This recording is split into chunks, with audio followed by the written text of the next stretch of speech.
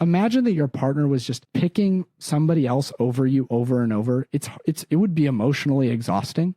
You would feel jealous of that relationship if your partner was getting really close with somebody else.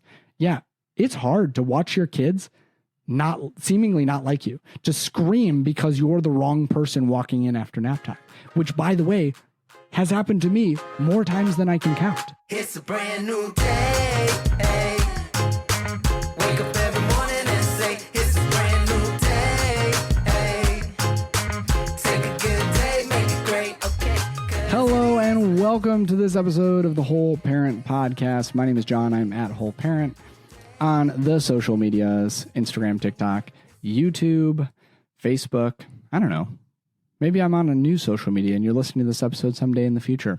If you don't know me, I'm just a guy who's out here. I study parenting. I try and help parents to parent more effectively, to think about their child's brain and development in the act of parenting so that they can do so knowing with confidence that they are raising resilient kids, because that's really important. And that's really what this podcast is all about.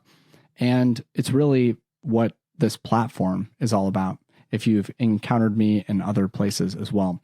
But this episode is actually less about kids and more about the experience of being a parent. Of course, we're going to talk about kids. We're going to talk about research like we always do, but we are going to do something a little bit different in this episode. If you've listened to all of the previous episodes, you know that generally speaking, our episodes are divided between two types of episode. The first type of episode are episodes that are primarily me and answering questions that come from the community. And I'm still going to do those episodes from time to time. I'm not getting rid of that format. But the other type of episode is episodes with guests. People like Jennifer Anderson was our last guest on the podcast. She did an amazing job telling us about kids and food and eating. I have other podcasts recorded already that are going to be put out in the future at some point. One with the renowned parenting author, my favorite parenting author, Tina Payne Bryson, and I've had other guest episodes as well. Well, this is going to be a new format starting today, and we're going to have a different format. And this is where I'm going to hyper focus in onto one topic. And rather than answering questions about that topic, I'm just going to try and explain that topic in a way, kind of like a TED Talk format, what you need to know about this topic. And in our episode today, we're talking about preferred parents or attachment hierarchy. Why do kids prefer one parent seemingly over another? And by prefer, we are not talking about they like them better, but usually, although sometimes that's what it can feel like, as the non-preferred parent, I can tell you often it feels that way. But really what we're saying with preferred attachment or preferred attachment hierarchy, preferred parent status, you're the one who the child may insist that you are the one who does bedtime every night, or the child may feel so overwhelmed that if you're not there, if they fall down and get hurt, they really want you, right? They don't want your partner. So we're going to talk about why that is today. And rather than going through 3 questions to tell you why that is, I'm just going to talk about what it means to be a preferred parent. And just FYI, I've dodged this episode for a long time.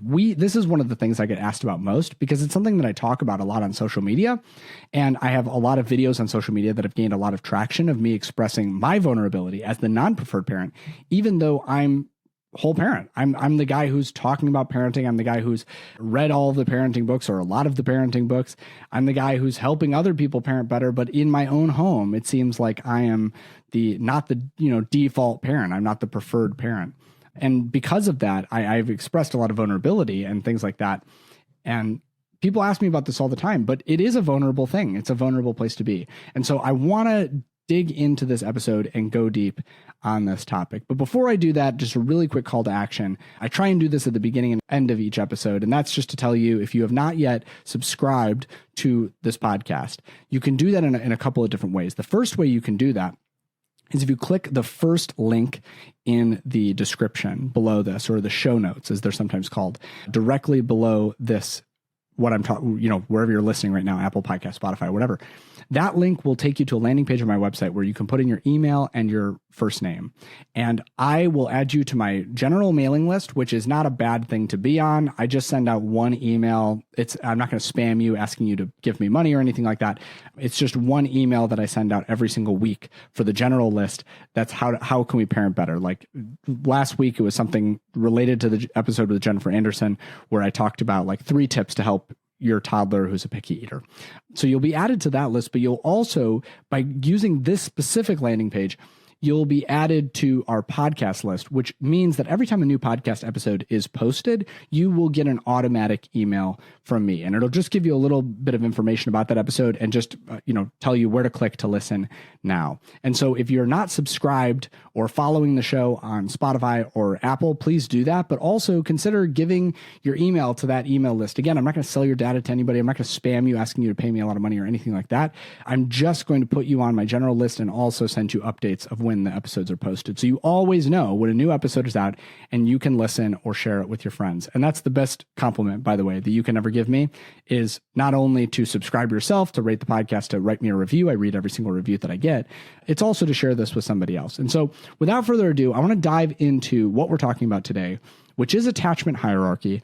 It's being the preferred parent. And I'm going to break this up into 3 sections that I'm going to try and somewhat evenly space, although I imagine the first one's going to be a little longer. I'm going to explain first why kids do this attachment thing, according to research, what attachment researchers have identified as the likely cause evolutionarily for kids to have an attachment hierarchy, and just how normal it is for our kids to have an attachment hierarchy. So I'll kind of dispel a couple myths about, is it because one parent is unloved or is somehow worse than the other parent? And then I'll also just give some general knowledge about the brain and things like that. Then in part 2, I'm going to speak directly to preferred parents, and I'm going to speak to what it is like to be a preferred parent. And in that section, I'm going to be drawing on how I've processed with preferred parents. I'm not necessarily going to be drawing on my experience because I am not a preferred parent. And then the last section, I'm going to be talking about what it's like to be a non-preferred parent. And that's something that's near and dear to my heart. It's something that I've done. It's something that I am with all 3 of my kids. And so without further ado, let me jump right in to section 1. All right. So part 1, what is attachment hierarchy? Why does it matter? Why do kids do this whole hierarchy thing? Well, basically the first thing we have to understand is that a lot of the developing and budding research into child development that focuses on resilience, that focuses on mental health outcomes for kids, is grounded in this concept of attachment theory or attachment science. And attachment theory is not new. John Bowlby has been doing this was doing this for decades.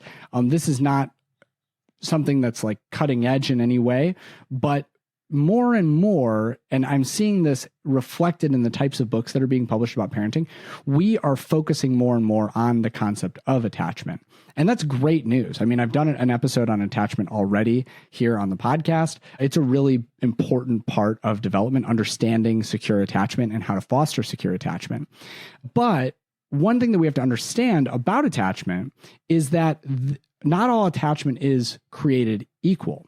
And it's not just the difference between kids who are insecurely attached, however you want to define that, whichever words you want to use for that type of insecure, disorganized, ambivalent, anxious, whatever you want to say, and kids who are securely attached. There's also hierarchy within secure attachment. And the reason for attachment in general, not only is it because we are inherently social creatures as human beings, the other reason why it's really important for kids to attach to their caregivers especially is because proximity to your caregiver was the best means of survival for children. Human beings develop in utero seemingly, I don't want to say less, but differently than many other species. In fact, we are born quite prematurely, if that makes sense, in comparison to other species. And the reason for this is that the more cortical neurons, the more neurons that you have in your neocortex that you have, the more of those you have, the longer your adolescent or child upbringing period development is going to be. And this tracks across tons of different species of mammal. As humans, we spend a really long time developing because we have the most cortical neurons or neural connections in our neocortex. And so because of that, we tend to be born somewhat prematurely. Like our kids can't do very much compared to other species, right? If you see a baby giraffe be born, which is a harrowing experience. There's videos of it at my local zoo. They can like get up and walk around and I don't want to say fend for themselves, but they can do a lot within the first day, even week of life. In comparison to humans, I mean, we spend years just totally incredibly dependent on our caregivers. And that extends throughout adolescence and childhood. We need our caregivers for much longer than most other species. In fact, probably for longer than any other species. And so it's really, really important that we feel secure in that bond between our caregiver and us when we're growing up, when we're in those vulnerable stages. And the more secure, the less vulnerable we feel, not because we are less vulnerable individually, but because our proximity to our caregiver makes us less vulnerable. To understand, and more attachment is better, right? So the more people that you can have your child be securely attached to, it's a law of diminishing marginal returns. It's not like infinitely, okay, if they're attached to 100 people, it's better than being attached to 99 people. Probably there would be no difference. But being securely attached to 3 or 4 people is significantly better than being securely attached to one person. That said, even when your child is securely attached to more than one person, which I hope they are, I hope they're securely attached to whoever is doing some of their childcare. If it's not only you and your partner, that they're also securely attached to your partner. I really hope that for you, although it's not always the case. I really hope that they can be securely attached to other family members if you have those nearby, and those are people who represent safe, stable presence in your life and the life of your child. Even though they're going to be attached to those people, they are going to have to rank those people. And the reason for this, according to research, is because in a crisis situation, when a child is put into a fear-inducing environment, that child unconsciously or subconsciously needs to default and run to one parent or one caregiver. And so when you think about it in the case of like evolutionary survival, right? You think about it in terms of like, okay, the lion walks into the cave. You don't want your child deciding, do I want to run to mommy right now or do I want to run to daddy right now? You want them to go. And so just primarily understanding that fact should give you, whether you're a preferred parent or a not preferred parent, a little bit of understanding that it's not that your child in those moments is only running to you because they only feel safe with you. It's because from an evolutionary standpoint, over many, many hundreds of thousands of years, it became advantageous for our species for a child to feel like, okay, I have this one primary person who I'm going to attach to, and I'm going to run to that person. And what's interesting is that when they've done studies on this, and they do the studies kind of almost exactly how you would expect them to, they put a child in a room playing, and then they induce some sort of fear, whether that's by turning off the lights or having a stranger walk in. And what the child will do is immediately run to the same parent over and over. And when they do this enough times, they can see that children tend to always do this. So then what they do in these cases, and this is really good news for us non-preferred parents, is they'll take that preferred caregiver out of the room and they'll run the experiment again. Or they'll run it with a different population of kids and they'll know which parent is preferred, but then they'll put the other parent in the room. And when the child has that fear-inducing experience, they don't even hesitate. They go to the next person on the attachment hierarchy.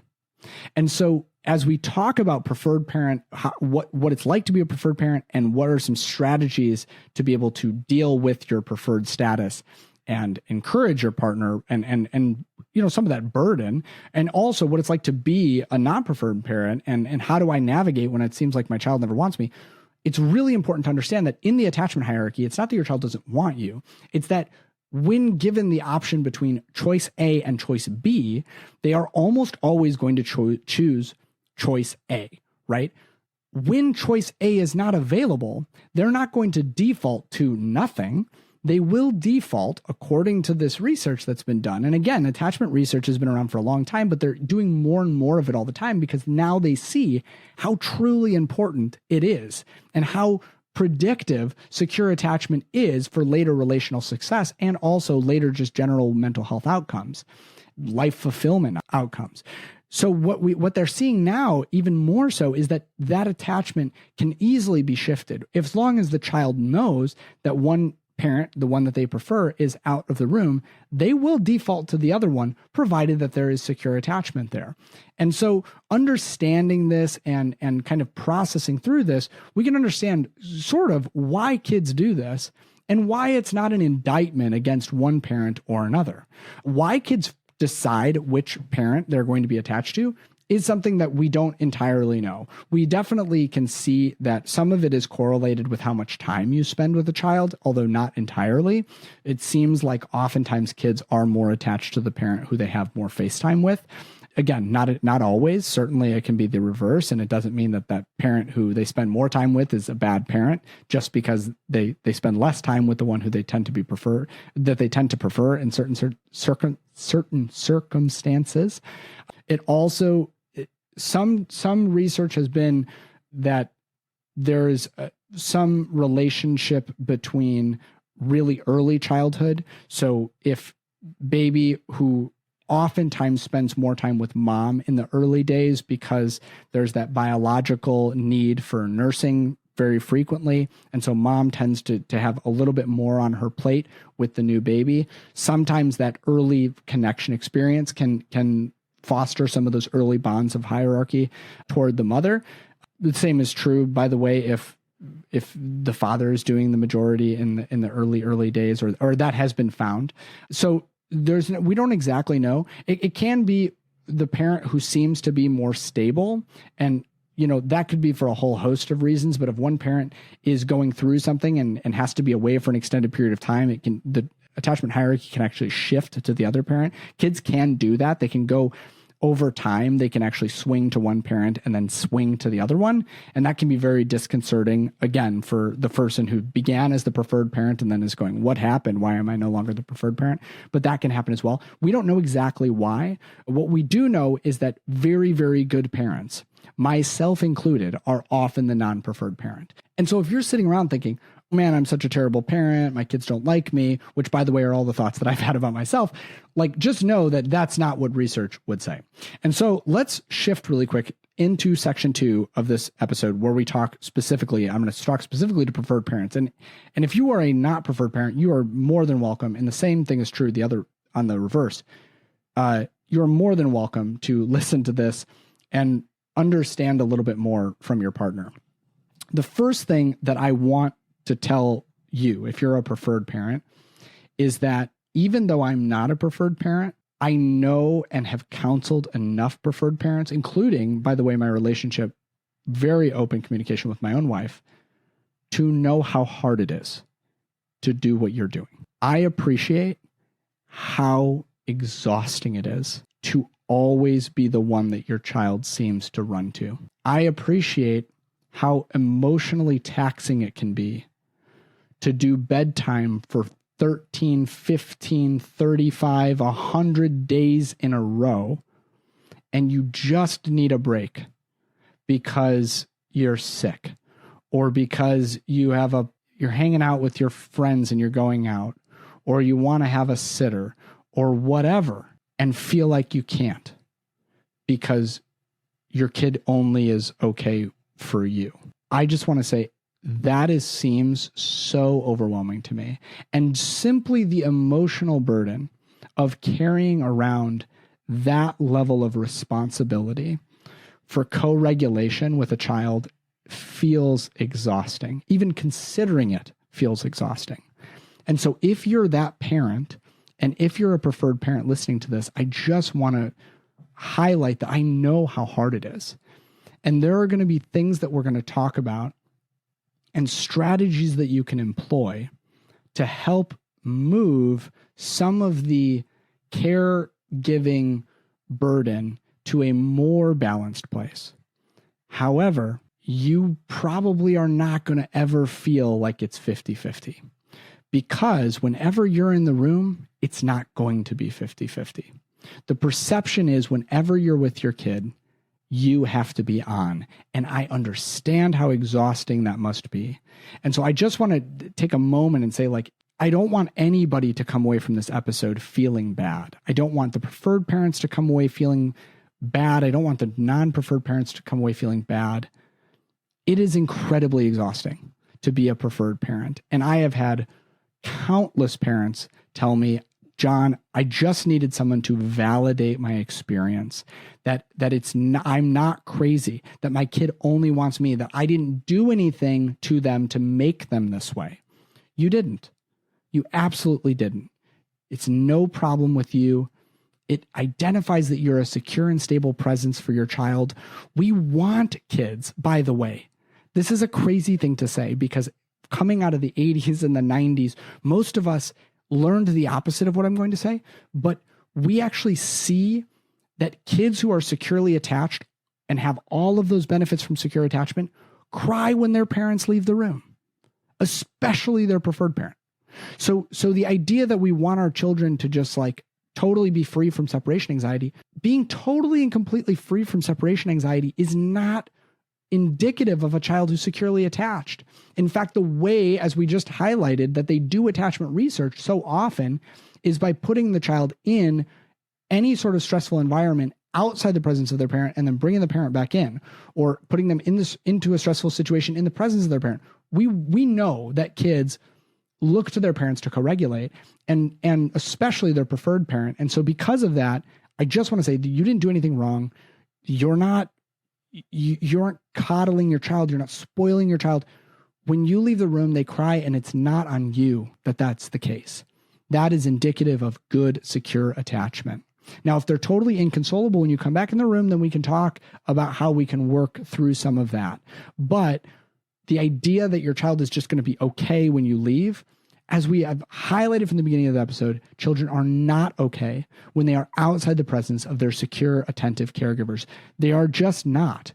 Now, we want them to develop a sense of autonomy, especially we don't want this to be the case when they're 5, 6, 7 years old, where we are constantly supervising them at all times and we never allow them any autonomy and freedom to explore and challenge themselves and fall down and have to come find us. That's totally fine at that point. But when you're talking about a young child, which so frequently is when the preference really seems to rear up, 2, 3, 4 years old, even younger sometimes, when we're talking about kids that are that young, they know how vulnerable they are outside of your presence. And so they are going to cry when you leave. And that is okay. We can work with that. It's not a character flaw in you or a flaw in your parenting or a flaw in them. Just because there were previous generations that conditioned their children to not do that, often by resorting to means that harmed secure attachment in order to do so, does not mean that they were better than you. In fact, what research tends to point out is that it's the opposite. And so just understand, I get it. I understand how hard it is to be a preferred parent. I also understand what it's like from the other side. And I can just tell you, the advice that I've given to so many preferred parents that they've come back to me, these are folks in the membership who I've been with for over a year now, who have implemented some of these things over a year ago. They can come back to me now and say, John, this absolutely works. This absolutely 100% works. And I don't just come up with this stuff, right? I'm parroting this stuff on from what I've read in research and then kind of worked with other parenting experts to talk about and say, okay, is this the right approach? But here's my 3-step program for preferred parents. Number 1, trying to not be the person who comforts your child and be in the presence of your child is really, really difficult. You're probably setting yourself up for failure. So when it comes time to do bedtime, for example, this is a very common one that people will talk to me about. When it comes time to do bedtime, if mom is the preferred parent in this example, which it is not always this case, but it can be, when mom is the preferred parent, if mom is simply seemingly choosing not to do bedtime, if mom is available in the eyes of your 4-year-old, 3-year-old, whatever, but electing not to do bedtime, that is going to be very, very hard on a child whose attachment hierarchy is pretty high. Because that's also something that I should have mentioned in the first section. Different kids have different degrees of this. If you have a highly sensitive kid, if you have a neurodivergent kid, oftentimes their hierarchy can seem pretty huge, right? And I've experienced this with my own kids. My oldest has a very extreme attachment hierarchy. Between my wife and I is a big gap, and he's 7 years old and it's not changed at all. Very little, right? He's good with me if she's not around, which is what we're talking about now, but it's a huge gap. It's very, very small comparatively with my my 3-year-old, but it's still there. With my 2-year-old, there used to be almost no seeming attachment hierarchy, but then lo and behold, every kid has an attachment hierarchy and dad found himself on the bottom again. So just understand that if you are in the room, it's going to be much, much harder for your child to settle, to cope with another caregiver. And so simply removing yourself from that situation while your child is regulated, right? Not putting your child into the position where you're saying, okay, well, now I'm going to leave. It's bedtime. You're going to go with grandma or you're going to go with dad, but I'm here, but I'm not going to go with you. Or now I'm going to leave now that it's bedtime. That can create unnecessary stress on the system. And you just don't have to do that. If you just say, hey, I'm going to step out for ice cream or go out with friends or just sit in my car or whatever, or go up, walk out the front door, walk in the back door, go upstairs to your bedroom. I mean, you don't have to leave the house as long as your child is just wraps their head around the idea that you're not available, right? Which again, it may seem deceptive, or you're lying to your kids then, John. No, what we're doing is we're working within their brain paradigm. They understand if you're there, you're available. And so if you're unavailable by choice, it's easier for them to rationalize, conceptualize that if you're not physically there. So you're going to leave that scenario before bedtime routine even starts. Maybe dad, grandma, a babysitter is going to have some time to play with the child, to do something the child likes. Then we're going to transition to bedtime. Bedtime is going to go through all the steps.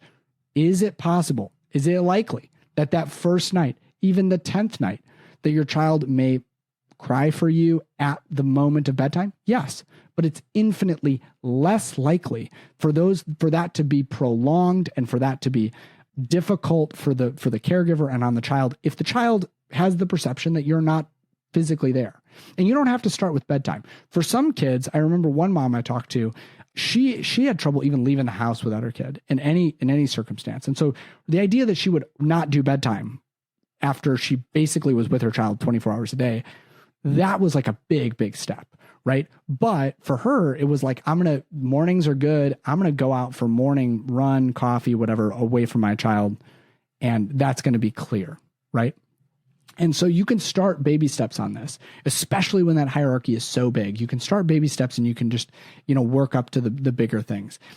At some point, you want for the non-preferred parent to be able to cope equally in your absence with a scraped knee, with a big fall, with whatever, with bedtime. That's ultimately the goal. So just know that that's what you're working up to, but you don't have to run there. Okay, so that's number one. Being physically present is going to be hard. Number two, one of the hardest things I've found for preferred parents is embodying the idea, or I guess believing that their partner especially, but often also another caregiver, doesn't have to be a partner, has the capability to be an adequate, secure attachment for their child. And so what do I mean by this? What I mean is, if your actions as a preferred caregiver or as a preferred parent undermine the ability of the other parent or the other caregiver to be able to provide comfort and aid, that is going to backfire on your child for a couple of different reasons. And so allowing your partner, and we'll just keep saying that because that's probably the most likely case of this, allowing your partner to struggle, to not do it the right way, to not do it the same way as you, to not calm down your child as quickly as you, to not get to regulation as effectively as you, is better for both your child, yourself, and your caregiver, your co-caregiver in every case. Now, I'm not saying that you should set your partner up to fail, right? If there's good advice that you can present your partner with of, hey, after the fact, oh yeah, we were going through this, is really hard. I couldn't figure out what they wanted. Oh, he probably just wanted water. Oh, I didn't know that. Okay, I'll remember that for next time, right? We'll talk about that with the non-preferred parents in a moment. But that experience of providing that feedback later, totally fine. What's less fine, what's actually, I think, counterproductive and counter-effective is what's going to happen if you hear from the other room that your child needs water. Again, in this circumstance, your child ideally doesn't even think that you're available. and you have no ability to control your own impulse to save and to help and walk into that room and fix, that is not going to lead to success. And there's two reasons. One, when you save your other partner out of a situation that you feel they cannot handle. And this is different, by the way, when the partner is demonstrating that they are not okay. So it's very different when your partner is screaming at your child, raising their fists like they're going to harm somebody, they're losing it, and you need to step in because for their own good. This is a different scenario. This is they're not doing things the way that you wish that they would do them, and you insert yourself in order to fix or intervene in order to fix the problem. When you do that, two things happen. One, your partner believes, my partner does not trust me to do this. My partner does not think that I'm a good, effective caregiver. Their confidence is shot. As a result, they're way less likely to be effective in the future if they think that you're going to come and save them, because they're just waiting for you to save them. But you know who else learns to believe that? Your child.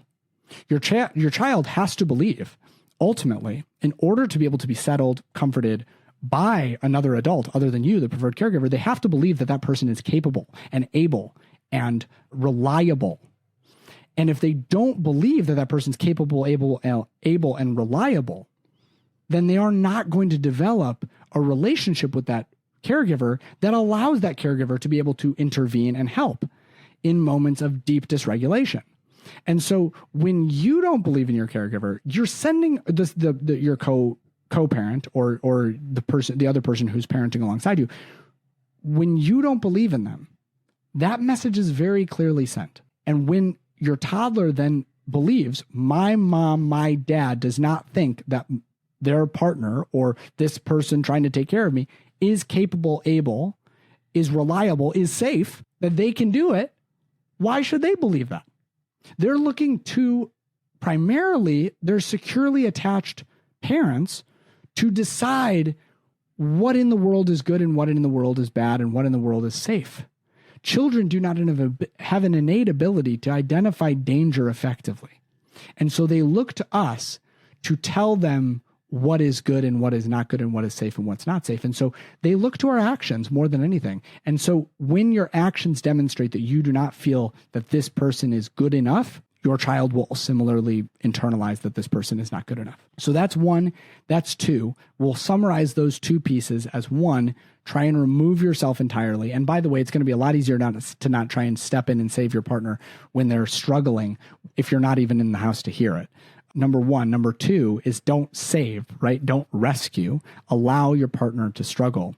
Thing number three is you have to realize that in order to be your best self or the best parent to your child, you also have to take impeccable care of yourself. This is something that most preferred parents just do not seem to get until we explicitly say it. If you want to be there effectively for your kid, you have to take care of yourself.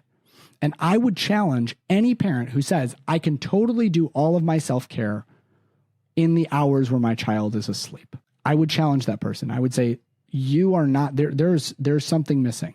You are not living your most effective, flourishing life if you are only able to care for yourself while your child's asleep. So taking impeccable care of yourself is a way of becoming a better parent.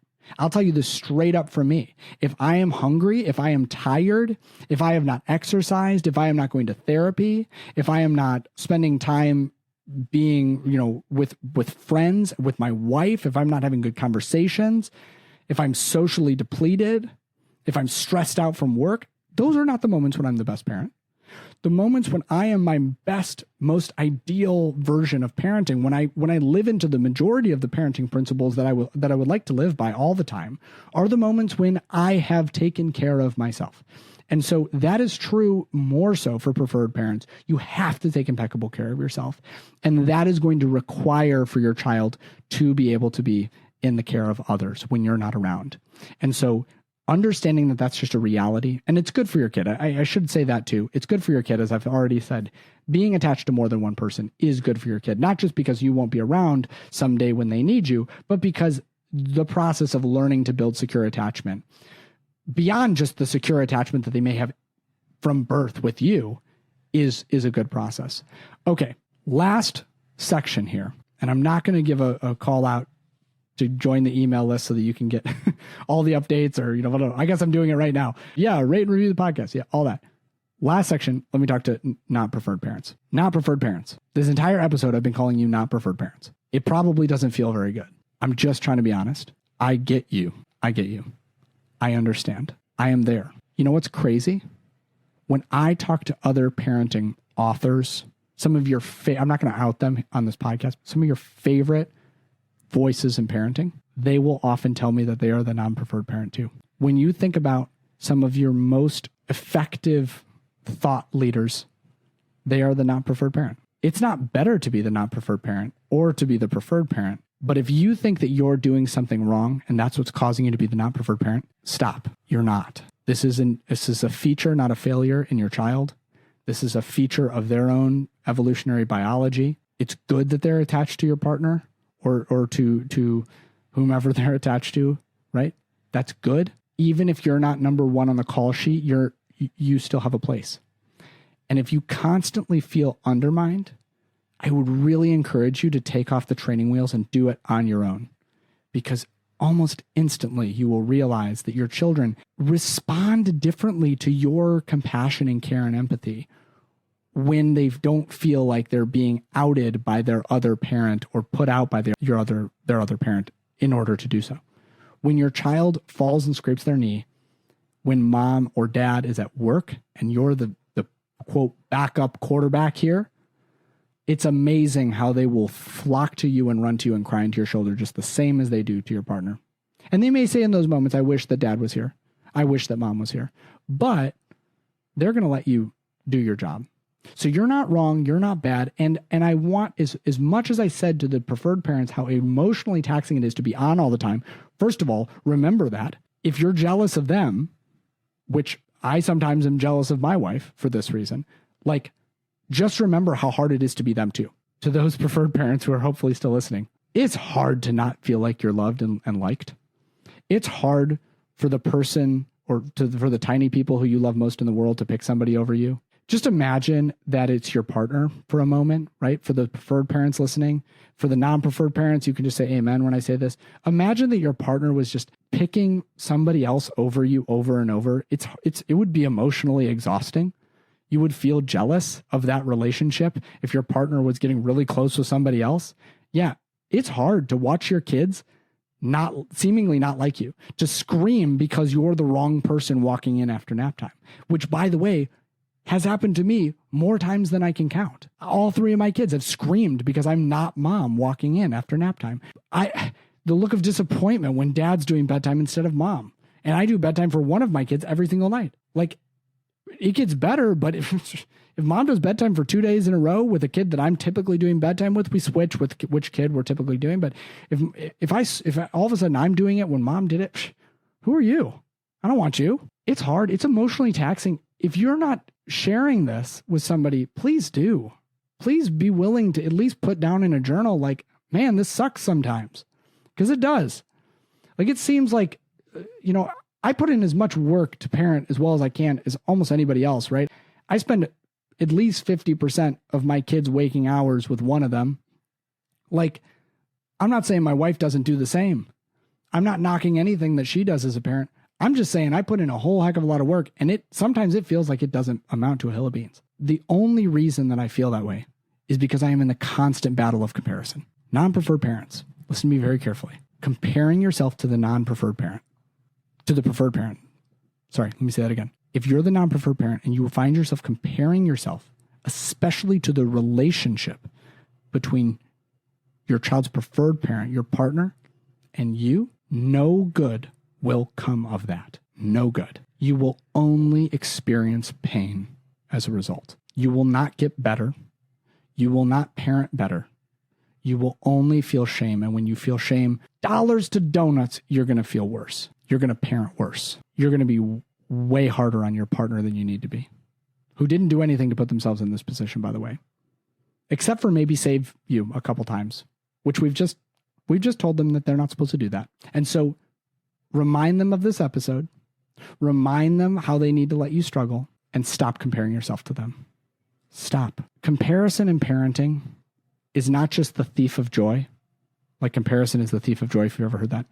Comparison in parenting is a path to destruction. If you find yourself comparing yourself to me or to anybody who I've interviewed on this podcast or anyone else you see on social media or even your own partner, stop. No good will come of that. You can try to be the best parent you can be. And if you're listening to this podcast, chances are that's what you're trying to do. If you're reading the books that you're supposed to be reading whenever you can, if you're spending time actually investing in this area of your life, you're probably doing a pretty good job. Stop comparing yourself because you can't win against the preferred parent anyway.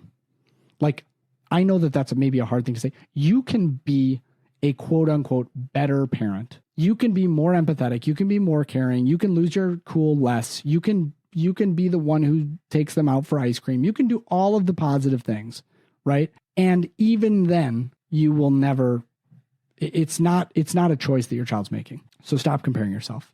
Number 2, be willing and open to struggle, period. You're going to struggle. It's going to be harder for you sometimes, seemingly, than your partner. Remember that their labor, their burden is not in the individual experiences. It's in the piling up of the experiences. Your burden may be in the more individual experiences. And you had a really hard interaction with your child where they just wanted your partner and not you. You just don't know yet how to calm them down when they're really losing it. Or they just don't let you, right? Co-regulation is a two-way street. You can't make your child do it. You're doing your best and it's still hard. You got to give yourself some grace and you got to let yourself struggle. Don't throw your hands up and give up and say, well, I'm a bad parent and everybody hates me. If you do that, you are guaranteeing failure. So don't go down that road. Keep struggling, keep fighting. And, maybe talk to your partner and say, hey, it's hard for me to struggle with you in the room. If you don't think that your kids are going to respond to you differently when your partner, their preferred parent, is watching, you're wrong.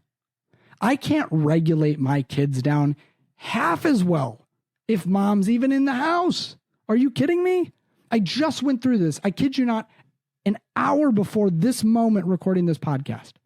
Just went through this, 2 of my kids. Mom is putting the third one down for a nap. Why does she have to do it? Because he saw her before nap, so he's never going to tolerate me. So now I got to go deal with these other 2. Somebody threw something behind them. They weren't thinking. It was a dumb move. Hit the other one in the face. Everybody's screaming. Everybody's crying. Everybody's losing it. Neither of them wanted me to co-regulate. Now, if mom was at a photo shoot, gone, whatever, probably could have done it. She was in the house somewhere. We know she is. Give us mom. It's hard. And so you may have to have a conversation with your partner and say, look, I need you to be a little bit less available for our kids. I'm not saying that you have to be absent when you're here. I'm saying maybe just be a little bit more absent in general. That might be more helpful for you. You need, as with anything in life, you need reps in order to get good at anything. And chances are most of us spend a lot of our time that we're with our kids also with their preferred parent. If we're the non-preferred parent, it means that we have a whole lot less reps than our preferred parent partner. We have a whole lot less reps, and we're going to need to get those reps if we're going to be effective. We're probably never going to have as many reps as them, but we are going to need to have enough to feel effective and to feel like I can take my kids out, go do this, go do that. Really, really important to get those in, to do that work. Okay, number 3, I want you to swallow your pride and debrief with your preferred parent partner when you're actually going through the process of getting these reps in. 1, it's going to make them feel so much better. If you are honest with them, if you tell them about the struggle, if they don't feel like they're abandoning their child and then they're never going to find out what happened, they're going to feel so much better about it if you're willing to debrief with them. And number 2, you're going to be able to ask them what was going on in those moments, because guess what?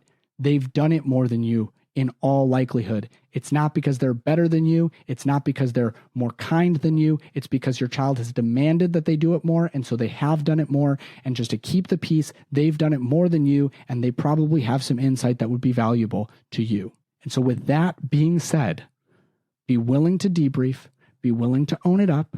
If your preferred parent partner has listened to this episode, they are not going to judge you for your struggle, or they better not. That's not the goal. process with them. And if they go, you know what? I think he probably just wanted water. Go, okay, you didn't know. Mistakes are not the enemy. Mistakes are how we learn. You didn't know that you didn't have the right blanket in the right place. You didn't know that when they scream like that, what they really want is to go outside, or that that's a helpful tool, or I just take them into the bathroom and turn on the water and then they just play. Like, you don't know all of the tips and tricks. You haven't had the reps. Be willing to learn from the person who has with your specific kids. Doesn't mean that they're a better parent than you. It just means that they have more reps. Swallow your pride. You're not comparing to them anymore. Just be willing to own it. I would not be whole parent if I had not done this with my own wife. I'm just telling you that straight up. I would still be languishing in bitterness that my kids didn't like me, which is nonsense. My kids love the absolute mess out of me. Just because they don't want me when they fall and scrape their knee and I'm standing next to my wife does not mean my kids don't like me. They love me. They want to be around me. They have fun with me. We laugh more than we cry. It's a fantastic life that I live. Do not feel bad for me. That said, if I was still trying to compare myself and if I was not taking good advice when it was offered, I would not be where I am. I would not be parenting in the way that I am. I certainly would not be on a podcast talking about parenting, period. I read the books that my wife told me to read. I went to the courses that my wife told me to go to. It just so happened that at the same time, I happened to be going through some counseling training and realized that this is apples and apples, parenting and therapy and emotional health and neuroscience. But you have to be willing to go there. And so that's what I have for you on this episode. I hope this has helped you to learn a little bit more about being a preferred parent, and if you're a not preferred parent, being a not preferred parent. I hope that you walk away with this understanding that you are not bad just because your child has attachment hierarchy, that it is normal, that it is natural, that it is even expected. And last note before we end, and I saved this one for the end. It's a golden nugget at the end. The last thing I want you to know is that it's temporary. Attachment hierarchy tends to go away or balance out when a child enters a phase in which they feel safer, more autonomous in the world. And so giving your kid freedom within healthy boundaries, giving your kid unsupervised time to play with friends, to, play at the park without you constantly following them around, whatever you have to do, when your child's 7, 8, 9 years old, and they feel more stable, resilient, confident in and of themselves, the preference hierarchy thing just dissipates. Now, it may be that they always go to one partner for one thing and one partner for another thing. That's okay. Kids do that. But the hierarchy is going to go away. This too shall pass. This is how we're going to survive the early years. And if we do this right, 10 years old, 11 years old, we're going to be securely attached to 2 adults who feel confident in the raising of that child, or 3 or 4 or even 5. And that process is going to be better for you, better for your child, better for your partner, no matter which side you're on the preferred, not preferred thing, or their other caregiver. If the preferred, not preferred is if you're a single parent, and this whole episode you've been thinking about the not preferred parent is your mother or your father who's helping you, or a caregiver or a nanny, that's okay. Whatever it is, if you're in a situation where you live in 2 separate homes, right, from your ex-partner, and you're co-parenting with a person who you're no longer in a relationship with, and you're the not preferred or the preferred, some of this stuff's going to be relevant. At 10, if you do your work, we're going to get back to some balance. And so understanding this, that it's temporary, that we're moving through this, is going to make this so much easier on you, on everyone else. That's what I have for you today on the Whole Parent Podcast. I've already gone way longer than I wanted to for this episode. I'm going to have to figure out how to trim these down, but this is a really important topic, and I hope you feel better as a result of listening to it. As I said at the beginning of the episode, you can go to the first link in the show notes. You can click there, enter your email and your first name, and you will be added to the list of people who get the podcast. If you're already on the email list and you do that, you will not get 2 emails from me. You'll just automatically be added also to the podcast list. If you're not getting emails from me yet, and you just like the podcast, and you're not so sure about the email list, get ready. You're going to love that as well. So that's all I have for you today. I really hope that this episode has helped you. Don't forget to rate and review, to share this with parents in your life. Probably so many parents are struggling with this exact same thing right now in your friend group. Be willing to share it. Be willing to be vulnerable and say, hey, I'm struggling. I hope this helps you. Maybe you are too. Until next time, This has been the Whole Parent Podcast.